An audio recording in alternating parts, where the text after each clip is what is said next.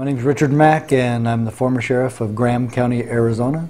And I've been fighting and standing for freedom the last 20 years of my life, and admonishing and hoping that peace officers and sheriffs across this country would keep their oath of office and adhere to their oath of office. And today we had a wonderful rally over at Lexington Green, where the first shot was heard around the world that started the path towards the Revolutionary War. And the Oath Keepers decided to meet there, and they asked me to be there. And the relationship between me and Oath Keepers is really an automatic one. It was a very easy one, because I've been preaching about the oath of office for years and years, about 2 decades now, and their message is the same. If you're in the military, and if you're in law enforcement, and especially if you're one of our nation's sheriffs, you took an oath of office to uphold and defend, preserve, protect, and obey the United States Constitution. If we had law enforcement in America that were doing that, keeping their oath to do just that, we would have our constitutional republic back tomorrow. That's how powerful this movement is. The Founding Fathers established a system that would keep the federal government impotent. This is the time to reenact that. The 10th Amendment basically tells the federal government, if you ever go outside Article 1, Section 8, where the Constitution delineates and details what they can and cannot do, if they want to get creative, or if they want to expand the federal bureaucracy, or if they want to expand the power of the central government, they must refer to the 10th Amendment, which clearly states, if we forgot anything, you can't do that either. And so the 10th Amendment keeps the federal government in check, because the states have the power to tell the federal government to stay out. And then, of course, that's going to just scare governors and state legislatures to death, because they might stop federal funding. What are you guys, crazy? Where do you think the federal government gets their money? It comes from you. Stop sending them the money, and they won't have anything over you anymore. But the main thing is, let's just follow the Constitution. That's my message. It's been my message for 20 years, and it's the Oath Keeper message. Just keep your oath of office, follow the Constitution. Is that too simple?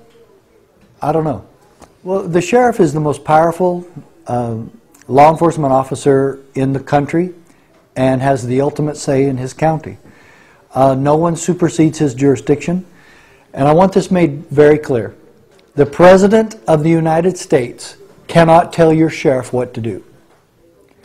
And in that same vein, none of the auxiliary departments below the President can tell the sheriff what to do. Quite to the contrary, when they're in his jurisdiction, he can tell them what to do.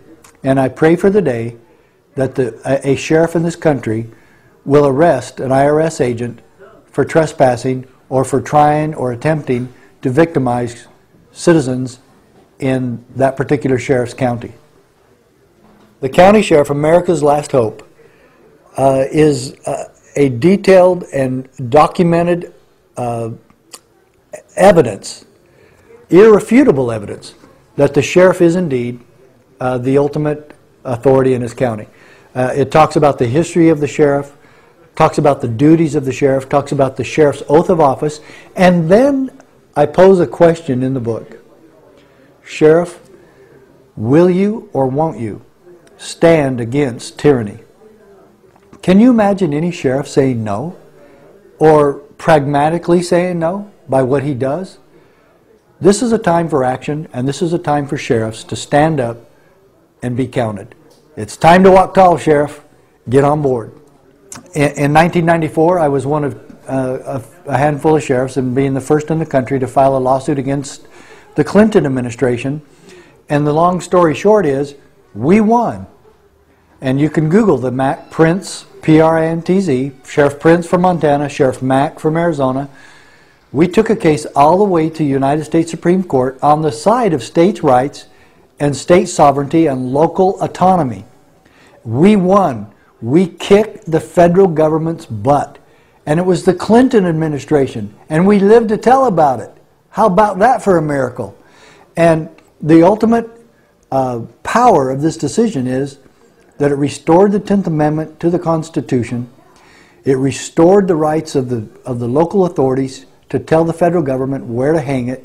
And this is exactly the power that James Madison was talking about when he said, we can safely rely on the disposition of state legislatures to erect barriers against the encroachments of the federal government.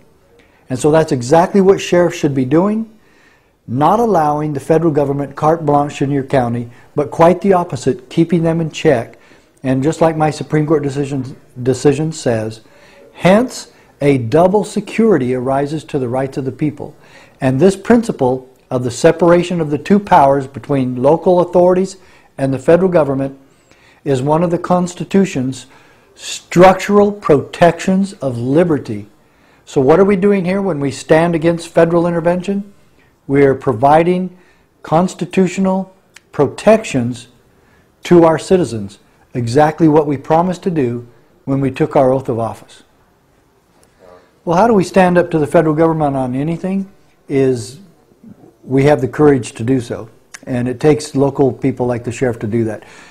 I honestly believe that the last line or the last straw to break the camel's back on today's revolution is going to be more federal gun control. I don't think the sheriffs in Texas or along the Bible Belt or in the West, even some in California, are not going to put up with any more gun control from the federal government.